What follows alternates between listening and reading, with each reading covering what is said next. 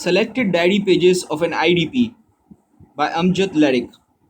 Dear life, I wish I could have spent you well. It's not my fault. I don't know who should be blamed. In the company's office, each individual is separated from the other by a wooden wall. We sit in our cubicles in front of our computers and keep entering different sort of data required by our employer. The cabins serve as blinkers so that we can work efficiently without being distracted, and so we have little knowledge of our colleagues. During lunch breaks, we only share smiles and get back to our work as if our chairs draw us back like magnets. The neighboring cabin to mine is occupied by a girl with a veiled face. Her name is Mukaddas. I looked at the attendance register to find out. For me, the veil increases her grace. I am impressed. She must be from a noble family. Because of her modesty, I have not dared to greet her casually as I greet other colleagues. Her eyes seem full of sleep. I often wonder why. There are two good things about Karachi. First, it has a beach, and even though it is polluted, and second, it provides refuge to all sorts of people who want to hide from someone, from their scary or infamous past, or from estranged relations. Even criminals find it a suitable city, though this hardly is something to be proud of about the city. It has also hidden me like an infant in its mother's lap. Circumstances of my own blood drenched region have compelled me to seek refuge in this crowded city. The city of lights where darkness also prevails in other forms. It has been 1.5 years, but my neighbors don't know about me. None of them have asked me who I am or where I am from or where I work. Everybody is busy with their own life. I sometimes like this sense of being unknown, but I don't know if I should be satisfied with this anonymity. I think people living around me are also attempting to hide their own lives from me. There are extremely rich people here, and in greater proportion, there are extremely poor people too. And there is a constant struggle. There is a diverse middle class of workers who work two jobs to run their homes and aspire to become like those who live a luxurious life in the posh areas of the city. This city has all the qualities to send those who are have nots into a deep sense of deprivation. The inhabitants of this city, who are about 13 million people, are not bothered about who owns this city.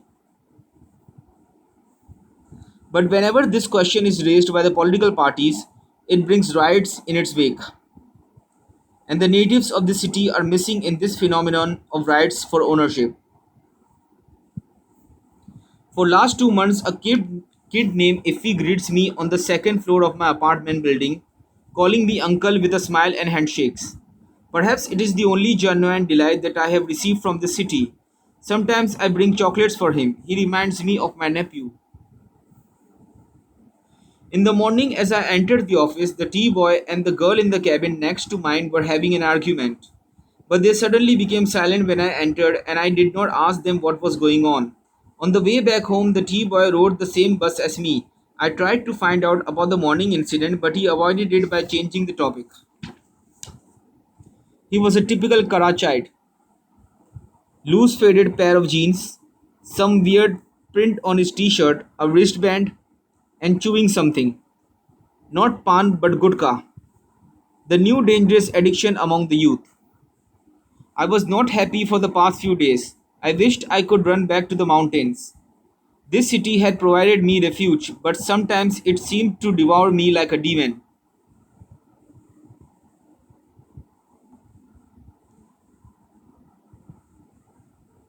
I wondered if everyone in Karachi felt like me, or was it because I didn't have a family here. I went to Sea View to amuse myself. This was the only entertainment I had. But once there, all the happy families, loving couples, and fun loving gangs of youth made me even more melancholy. I wondered, was the world around me really so good and so happy? Then at work one day, I heard something shocking from my neighboring cabin, which revealed to me why those eyes were sleepy. I could not believe what I heard. She was talking to a prospective client. She entertained men. I returned to my apartment with a sense of emptiness. I had developed a sort of liking for her as she was the only lady whom I had the chance to see many times in a day. She was like a family member for me. Maybe I even had more than just a liking for her. That night I couldn't sleep. I pulled a chair to the window which opened onto a flyover that is right in front of the flats where I live. The lights of the city were turned on, as if people were afraid of the darkness. It had been few days since I had seen Iffy around the flats. I was worried for him. Was he unwell or had he gone somewhere? There wasn't no one I could ask. Yesterday I saw Iffy and he told me it was his birthday. I promised to bring him a gift the next day. I gave him a teddy bear and a box of chocolates. He was very happy to receive it. As I changed clothes and was about to lie down to rest, there was a knock on the door. A man holding the teddy bear and the box of chocolates in his hand was standing outside. He handed me back my gifts and said in a rough tone, "Thanks, but please don't give such things to my child." I could not say a word. On returning from the office, I was robbed along with other passengers on the bus.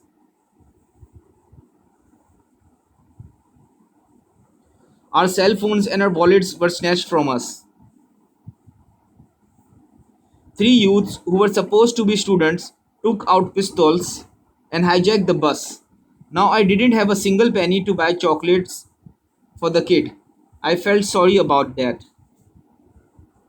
Sometimes I feel a roughness has crept into me. I'm losing my good self. I behave indecently.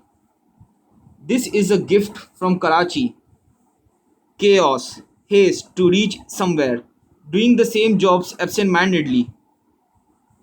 Living in a small flat makes one miserable. The freshness of faces and smiles are missing. When I board a bus, I see my co passengers in deep thought, as if they have lost something, but they don't know what that is. It is too noisy here, deafening almost. How can one behave sanely? It unnerves people and they lose their self, perhaps. Walking along the beach, I saw a bunch of youths who were teasing a lady. I interfered and the guys disappeared. She thanked me and offered me a cup of tea. We went to a nearby restaurant and chatted like friends. She was a divorcee and I felt she was in distress. On finding out I have not seen the whole of Karachi, she took me with her for a long drive. I saw a new side of Karachi. We went to a shopping mall. I was astonished to see indigenous people living a foreign lifestyle in foreign dresses.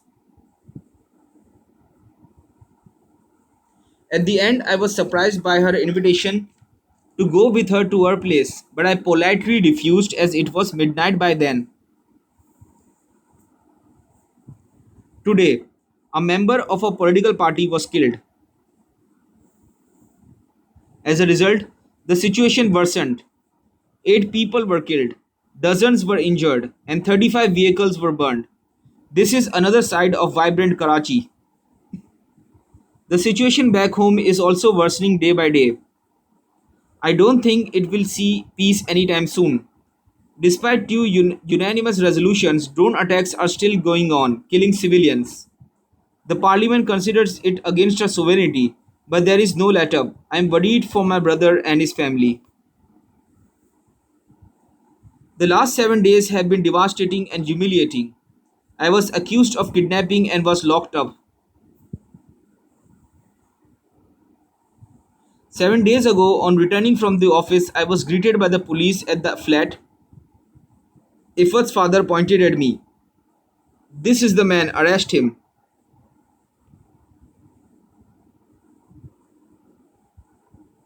Before I could comprehend anything, he caught me by the collar and shouted, "Where is my son? Where is Iffy?" I was too numb to react. The police caught and handcuffed me. At the police station, I came to know the boy was missing since that morning. I was worried myself where he could be. I tried my level best to assure them it was not me who had done it, but in vain. A policeman remarked, "You people come here for doing all sorts of illegal activities. Tell us the truth, otherwise, be ready for severe torture. We will get the truth out of you." What was it that I could have told him? I was shocked to the core by witnessing even more degrading scenes in the police station. On the second day of my arrest, Iffy was recovered, and the culprit was no other than his own uncle who had kidnapped him because he knew his brother had sold a plot of land and had 10 lakh rupees with him.